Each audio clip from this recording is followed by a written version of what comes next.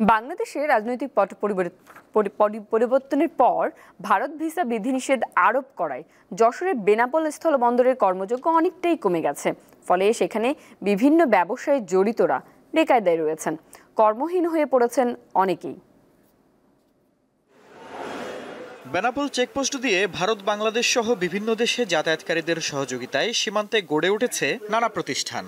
এর মধ্যে আছে চেকপোস্ট এলাকায় মানি এক্সচেঞ্জ থেকে শুরু করে দূরপাল্লার bus counter, tour guide, visa সহায়তা কেন্দ্র, বাস, ট্রেন, প্লেনের টিকিট বুকিং এজেন্সি এবং হোটেল রেস্তোরাঁ।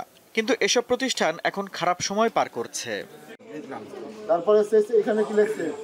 গত বছরের 5 আগস্টের পর বাংলাদেশিদের ভিসা দেওয়ার ক্ষেত্রে ভারত বিধিনিষেধ আরোপ করায় এই পরিস্থিতি তৈরি হয়। যশোরের বেনাপোল দিয়ে যাত্রী যাতায়াত কমে অর্ধেকের নিচে নেমে এসেছে। বেকায়দায় পড়েছেন দুই দেশের ব্যবসায়ীরা। আগে যখন ভিসা ছিল তখন 8 থেকে 10,000 লোক যেত, এখন ভিসা না থাকায় এখন 200 লোকও হয় না। আমাদের খুব দুর্দিন যাচ্ছে। এখন প্রাইভেট আমরা ভাড়া খাটি, যেহেতু এখানে ভাড়া নেই বললেই চলে। এখন যত দ্রুত সম্ভব এই সংকট যেন কেটে যায়। আমাদের এখানে বেচা কিনা হতো প্রায় 3,000-4,000 টাকা, এখন বেচা কিনা 1,000 টাকাও হয় না। যাত্রী একদম নেই বললেই চলে।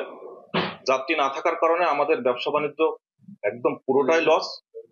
বেনাপোল বর্ডার একদম পুরোটাই ফাঁকা। পরিবহন ব্যবসায় এইভাবে যদি চলতে থাকে একদম পুরোটাই ধস নেমে যাবে। কাস্টমস কর্মকর্তা জানান, 5 আগস্টের আগে যাত্রীদের ভ্রমণ কর থেকে মাসে প্রায় 15 কোটি টাকা আয় হতো, এখন তা 3 কোটিতে নেমেছে। বর্তমানে বেনাপোল বন্দর ইমিগ্রেশন ব্যবহার করে ভারতে গমনাগমনকারী বাংলাদেশির সংখ্যা প্রায় 80% কমে গিয়েছে। আর যে 20% যাত্রী বর্তমানে যাতায়াত করতেছে তাদের বেশিরভাগই মেডিকেল ভিসার মাধ্যমে ভারতে গিয়ে থাকে। গত বছরের 5 আগস্ট থেকে 31 ডিসেম্বর পর্যন্ত বেনাপোল চেকপোস্ট দিয়ে দুদেশে 6,96,610 জন যাতায়াত করেছেন। এর মধ্যে ভারত থেকে এসেছেন 3,48,000 জন, আর বাংলাদেশ থেকে গেছেন 3,47,000 জন। অথচ আগে প্রতিদিন যাতায়াত করতেন প্রায় 10,000 মানুষ। আফরিদ হাসান, দীপ্ত বার্তা কক্ষ।